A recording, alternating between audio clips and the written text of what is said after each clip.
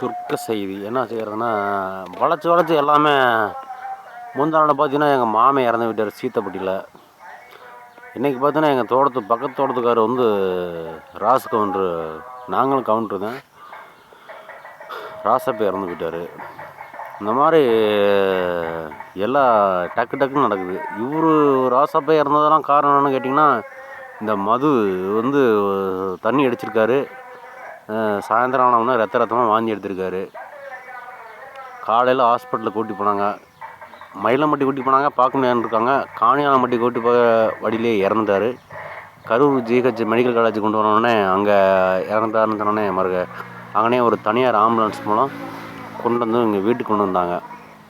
இங்கெல்லாம் ஏன் என்ன அந்த விபரீதமான முடிவு, இந்த மாதிரி எதனால செத்தார் அப்படிங்கிறது வந்து கிராமப்புறத்தில் வந்து பார்த்திங்கன்னா, மண்டையை உடைச்சோம்னா பெரிய பிரச்சனை ஆகும். அது வேண்டாம், எதுக்கு போஸ்ட்மார்ட்டம் பண்ணி வீட்டுக்கு கொண்டு வரது அப்படின்னு